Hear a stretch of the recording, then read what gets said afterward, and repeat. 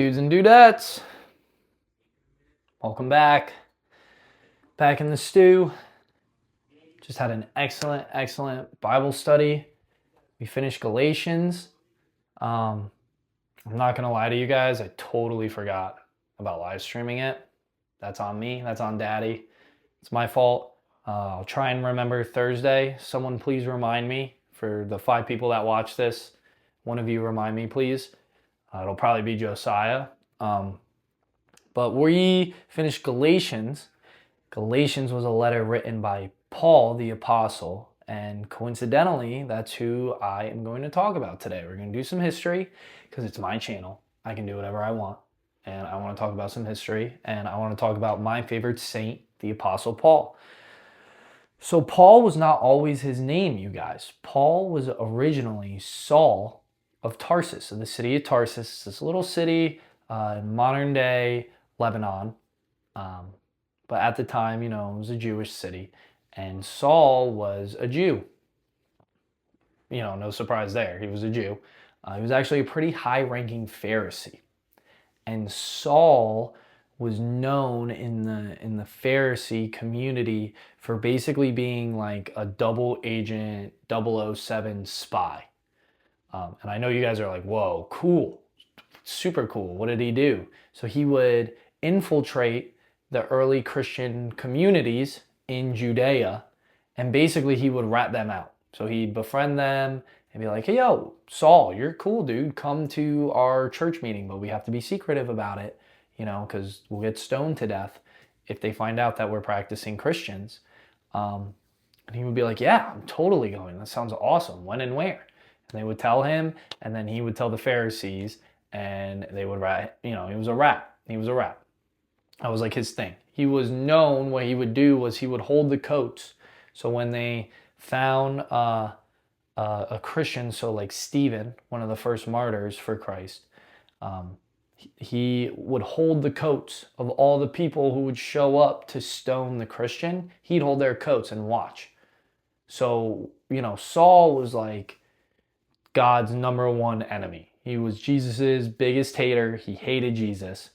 And one day he's heading to Damascus because he hears word through the grapevine that in Damascus there's a pretty sizable Christian community. He's like, great, I can't wait to go there and kill them. So let me head there. So he starts heading there. He's on the road to Damascus. He's with a couple of other people. And all of a sudden he gets blinded by this bright white light. It totally blinds him, you guys. And he can hear Jesus saying to him, why are you persecuting me? Now, the people that were with Saul at the time, they didn't get blinded. They couldn't see the light, but they could hear the audible voice saying, why are you persecuting me? So then Saul is blinded, literally blinded by the light, like that one song. And he's blind. And they take him into Damascus. He's blind. He just had this encounter with Jesus. He's like, oh my gosh, Jesus is real. And I was on my way to kill people who believe in him. What the heck? And he's sitting in Damascus and he's blind. And Jesus basically tells this dude in Damascus who believes in Jesus that, hey, in a couple of days, you need to go to this house. There's going to be a dude there. He's blind. His name was Saul, but now he's Paul. And he is going to be a warrior for me. And so the dude, forgive me, I'm forgetting his name. Someone put it in the comment section, but he's like, okay, I trust you, Jesus. So he, lo and behold, a couple days later, he walks to this house, walks in. He's like, there's a blind dude here. I'm supposed to touch him. And, Jesus told me to do this. And they're like, okay, yeah. How'd you know that? He's in the back. His name's Saul. He's blind. He was like, no, his name's Paul now. And he walks up to him and he touches him. And all of a sudden, Paul gets his sight back. So then Paul goes to Arabia for a while. He doesn't go straight to the church leaders and talk to like Peter and James and John and all the boys. He goes to Arabia in the desert. And then he comes back to Jerusalem and he talks to the boys. At first they're like, we don't trust you, you know what I mean? Like you did murder us. We watched you hold the coats of the people who were murdering our friends. He's like, no, dude, I believe in Jesus now. I'm totally on board with Jesus, and I'm totally for God. And they're like, okay, we trust you. In fact, Barnabas was there to witness the events in Damascus and actually vouched for Paul when he came to Jerusalem and was like, no, yeah, like what he's saying is true. I was there. I saw it. It was crazy. He literally was blind and then he could see. And so from there, Paul begins his missionary work. So he goes on 4 trips. He founds a bunch of churches. So those are all the letters that you guys see. Letters to the Galatians. That was the church in Galatia. Letter to the Colossians. That was the letter in Colossae. So I'll give like 2 awesome stories from his many travels and his founding of the churches. So once he's in Athens, and in Athens, 500 years beforehand, there was a plague, and they prayed to every god that they had, and this plague was just not ceasing. And so they prayed to the unseen God. This guy went up to this hill, and he was like, I'm going to pray and slaughter a calf, a lamb, to the unseen God. This is like 500 years before Jesus, you guys. And he does it, and they consecrate basically where the spot of where he did it on this mountain outside of Athens, and the plague goes away. So when Paul is there preaching about Jesus, they take him to this mountain. Coincidentally, it's the same mountain where this happened 500 years beforehand. And Paul says that unseen God that did that plague away 500 years ago, that's who I'm preaching about. So they don't kill him, because they were going to kill him. They didn't kill him. He survived a stoning. He survived a stabbing. He should have died like 3 times. He survived. He got back up again. He said, my job's not finished. Job's not finished, boys. I'm still here. And then another crazy story was on his way to Rome. So the Romans finally take him. And they're like, you're under arrest. Paul's like, I'm a Roman citizen. He was a Roman citizen. And under Roman law at the time, a citizen could make his case in front of the emperor. You were basically guaranteed to get your head chopped off, but Paul did it anyway. He was moved by the Spirit, and he was like, I'm going to plead my case to the emperor. Emperor Nero. Yeah, that guy, Nero, the crazy dude who dated little boys, that guy. He was like, I'm going to plead my case to him. Yeah, I think you guys know how this story ends. And so we're on our way to Rome from the Holy Land, and the boat gets caught in a storm, and they crash land on this island in the middle of the Mediterranean.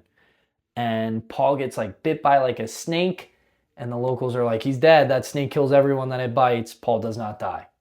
Wasn't his time. That's what he kept saying. It's job's not finished, boys. And he founds all of these churches. He healed the chief on the island, and they all came to believe in Jesus. And he basically worked. He made tents, little camping tents. He would make those, and that's how he would sustain himself on his travels, on his journeys. And the book of Acts is Luke, who wrote the Gospel of Luke, following Paul on his journey in Acts. Just so that you guys know, Acts is a historical book. It's the story of the apostles, but mainly Paul's journey that Luke records. And there's a lot of historical evidence that I won't go into here that I suggest you look up on your own. But I bring up Paul in some of these stories to show you guys that, I am Saul. You are Saul. You are Saul of Tarsus. I am Saul of Tarsus. There is so much I've done in my life that would brand me as the dude who's holding the coats, watching people who actually believe in Jesus get stoned to death. And every day I wake up and I ask myself, am I going to be Saul today, or am I going to be Paul? But what's beautiful about Paul and his story is, even though we are all Saul, we all have the opportunity to become Paul. And I highly suggest you read his letters, because his letters are of so much conviction, of telling it how it is. In Galatians, he talks about, he goes to the church leaders. He doesn't care about their opinions. He doesn't care about the opinions of the leaders of the church. It doesn't bother him in any way. God grants no partiality to anyone. We're all equal. We're all brothers and sisters under Christ, right? And just Paul's conviction about what he believed in, the ability to go from literally the biggest enemy of God to then being the biggest supporter and warrior of God and going to the death for it, because that's where it leads him, is just incredible. I highly suggest you guys read into Paul's story. I could sit here for 5 hours and literally tell you guys about this story. It's amazing. But we all have to remember that duality within ourselves. We are Saul. We can equally be Saul. We can equally be Paul. The choice is ours on who we want to be. Do we want to be Saul or do we want to be Paul? And how are we living our lives? Are we living our lives like Saul or are we living our lives like Paul? Who are we? Where do we stand? Right? When moments show up, when the big things matter, who are we? Who are we? What do we decide? Are we Saul or are we Paul? A lot of days, most days, basically every single day, I am Saul. I'm trying really, really, really hard to become Paul. I want all of you to try really, really, really, really hard to become Paul. So the verse of the day is 2 Timothy. This is the second letter he wrote to his protege, Timothy. He's captive in Rome. He's sitting in his jail cell in Rome, awaiting his trial in front of Nero, where he knows he's going to be executed. Nero's not going to grant him the favor. And they've actually found what they believe to be is his jail cell in Rome. They've dug it up, and it has the sewer system connects to the Colosseum. So I want you guys to understand why I'm reading this, that when Paul was writing this down or saying it out loud and someone was recording it, either way, he could hear the screams of his Christian brothers and sisters in Christ getting murdered and martyred in the Colosseum as he's writing these words, fully knowing that that was his destiny in a very short while. So I want to read this to you guys. I want you guys to really think about this, about your life, how quickly it can go by, and who you are, Saul or Paul. So 2 Timothy chapter 4, verse 7. I have finished the race. I have kept the faith. From now on there is reserved for me the crown of righteousness, which the Lord, the righteous judge, will give to me on that day, and not only to me, but also to all who have longed for his appearing.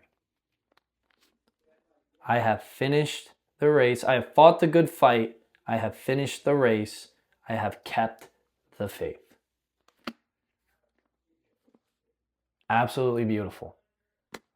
Paul is an example to all of us that no matter how bad of sinners we are, no matter how far in that pit you think you are, man, how far away, how undeserving you think you are of God's love and grace, if he could give it to Saul of Tarsus, the man who was holding the coats, ratting out Christians, watching them get stoned with glee, smiling, if he could give grace to that guy and have books that we read about him to this day of his writings, think about the things that he could do for you if you just choose to live your life with the conviction and the faith of Paul. Think about the race you could run. Think about the great things you could do for God. As always, I believe in you. You know God believes in you. I hope you have a wonderful rest of your day and really think about what we talked about here. I love all of you. Take care. Have a blessed day, and I'll see all of you tomorrow.